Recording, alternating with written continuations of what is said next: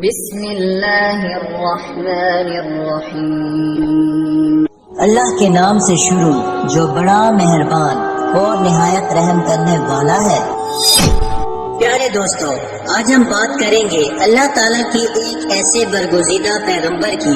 جن کو سمندر میں ڈال دیا گیا اور جن کو ایک دیو ہیکل مچھلی نے نگل لیا۔ آخر آپ سے ایسی کون سی خطا سرزد ہوئی تھی جس کی وجہ سے آپ کو کئی دنوں تک مچھلی کے پیٹ میں رہنا پڑا اور آپ کئی دنوں تک اس دیو ہیکل مچھلی کے پیٹ میں رہے، اور آخر کار آپ نے ایسی کون سی دعا پڑھی جس کی وجہ سے اللہ تعالیٰ نے آپ کو اس آزمائش سے نکال دیا اور آپ کئی دنوں کے بعد اس مچھلی کے پیٹ سے باہر آئے۔ پیارے دوستو، آج کی اس منفرد ویڈیو میں ہم آپ کو حضرت یونس علیہ السلام کے عجیب و غریب واقعے کے بارے میں بتائیں گے اور اس دعا کے بھی بارے میں بتائیں گے جو حضرت یونس علیہ السلام نے اللہ تعالیٰ کی بارگاہ میں مانگی اور جس کے بعد اللہ تعالیٰ نے حضرت یونس علیہ السلام کو اس آزمائش سے دور کر دیا۔ اور اس دعا کو جو بھی مصیبت زدہ پڑے گا تو اللہ تعالیٰ اپنے فضل و کرم سے اس کی تمام پریشانیوں کو دور کر دے گا۔ پیارے دوستو، حضرت یونس علیہ السلام اللہ تعالیٰ کے ایک برگزیدہ پیغمبر گزرے ہیں جن کو اللہ تعالیٰ نے قوم بنی اسرائیل کی طرف مبعوث فرمایا تھا۔ اور پیارے دوستو، یاد رہے کہ قوم بنی اسرائیل وہ واحد قوم ہے جس کی طرف اللہ تعالیٰ نے سب سے زیادہ انبیاء کرام کو مبعوث فرمایا، اور اللہ تعالیٰ نے حضرت یونس علیہ السلام کو نبوت عطا فرمائی اور آپ علیہ السلام کو عراق کے مشہور شہر نینوا کے لوگوں کی طرف دین حق کی دعوت دینے کا حکم فرمایا۔ اللہ تعالیٰ نے جب حضرت یونس علیہ السلام کو نبوت عطا فرمائی تو اس وقت آپ کی عمر مبارک 28 سال تھی۔ چنانچہ اللہ تعالیٰ کے حکم کے مطابق حضرت یونس علیہ السلام اہل نینوا کو ایک عرصے تک دعوت حق دیتے رہے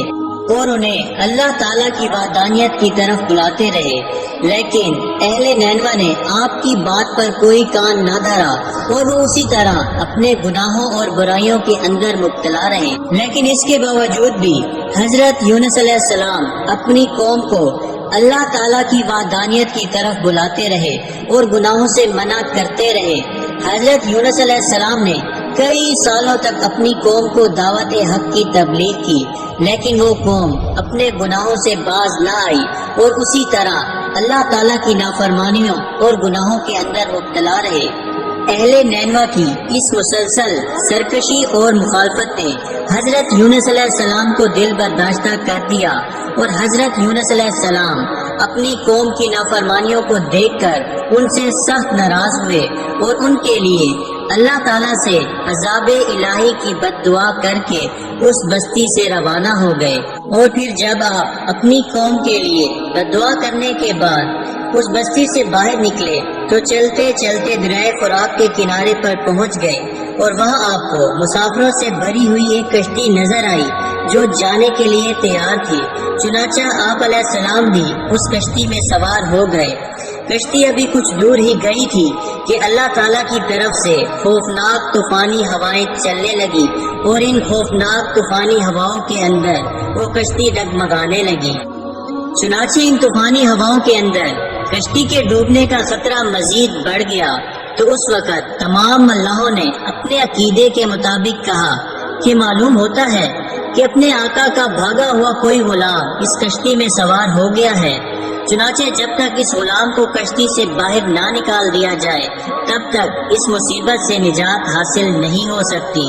چنانچہ ملاحوں کی یہ بات سن کر حضرت یونس علیہ السلام نے دل ہی میں یہ خیال کیا کہ میں نے اللہ تعالیٰ کی وحی کا انتظار کیے بغیر ہی اپنی قوم کے لیے بد دعا کی اور وہاں سے چلا آیا، اور شاید اللہ تعالیٰ کو میرا یہ عمل پسند نہ ہو اور اس وجہ سے یہ آثار نمودار ہوئے ہیں۔ چنانچہ یہ منظر دیکھ کر حضرت یونس علیہ السلام نے ان ملاحوں سے کہا کہ میں ہی وہ بھاگا ہوا غلام ہوں جو اپنے آقا سے بھاگ کر یہاں اس کشتی پر سوار ہوا ہے۔ مجھے کشتی سے نیچے پھینک دو تاکہ یہ طوفان رک جائے۔ مگر کشتی میں سوار تمام مسافر اور ملاح آپ کے بارے میں خوب جانتے تھے اور آپ کو ایک نیک انسان سمجھتے تھے، اور وہ تمام لوگ آپ کی شرافت سے خوب واقف تھے۔ اس کے بعد یہ طے پایا کہ قرآن اندازی کی جائے گی، جس کا نام قرآن اندازی میں نکلے گا اس کو کشتی سے باہر پھینک دیا جائے گا۔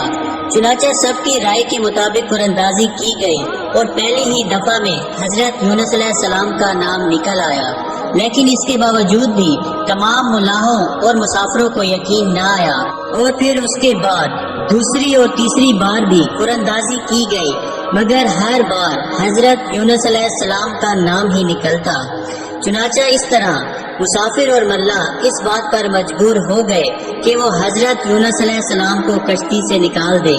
ابھی وہ یہ سب سوچ ہی رہے تھے کہ حضرت یونس علیہ السلام نے خود ہی کشتی سے چھلانگ لگا دی، تو اس وقت اللہ تعالیٰ نے ایک بہت بڑی مچھلی کو حکم دیا، تو اس مچھلی نے آپ علیہ السلام کو زندہ ہی نگل لیا، اور اللہ تعالیٰ کے حکم سے